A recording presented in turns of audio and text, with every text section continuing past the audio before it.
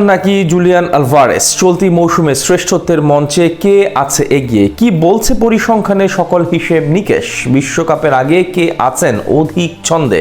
Brazilian তারকাকে কি পাত্তা দিচ্ছে না আলভারেজ, নাকি আর্জেন্টাইন ফরওয়ার্ডকে বৃদ্ধা আঙুল দেখাচ্ছেন রিয়ালের মহাতারকা? সব কিছু এক করে জানবো রিপোর্ট।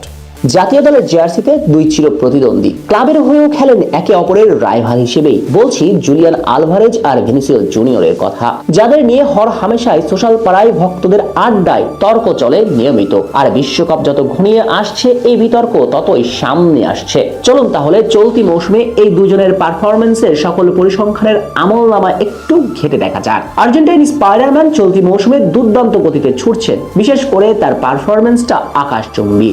যদিও অ্যাটলেটিকো মাদ্রিদ জার্সিতে মৌসুমের শুরুটা ঠিক স্পাইডারম্যানময় হয়নি, কিছুটা খোলসে বন্দী ছিলেন তিনি। কিন্তু সময়ের ঘড়ির কাঁটা যত এগিয়েছে আলভারেজ ততই খোলস বদলে নিজের স্বরূপে ফিরেছে। অন্তত এই মৌসুমে তার পারফরমেন্সের চিত্রটা তাই বলে। সকল প্রতিযোগিতা মিলিয়ে আলভারেজ চলতি মৌসুমে খেলেছেন 19টি ম্যাচ।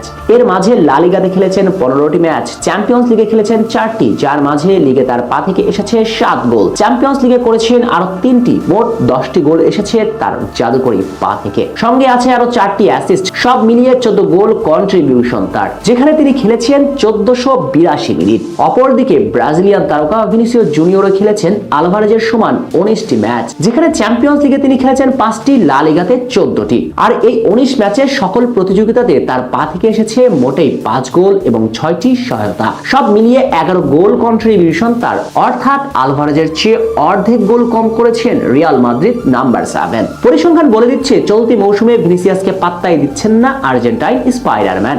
অবশ্য ফুটবলীয় ভাষাতে কথা আছে, পরিসংখ্যান সবকিছুর মানদণ্ড নয়। ফুটবল পরিসংখ্যানের বাইরে থেকে পরিস্থিতির হিসেব নিকেশও সামনে আসে। তাই বলতে পারেন ভিনিসিয়াস জুনিয়র একজন উইঙ্গার, তাই তার গোল কম। আলভারেজ যেহেতু সেন্ট্রাল ফরওয়ার্ড, তাই গোল বেশি থাকাটাই তো স্বাভাবিক। কিন্তু বাস্তবতা কি সেটা বলে? চলুন সেই পরিস্থিতির হিসেবও আলাপ করা যাক।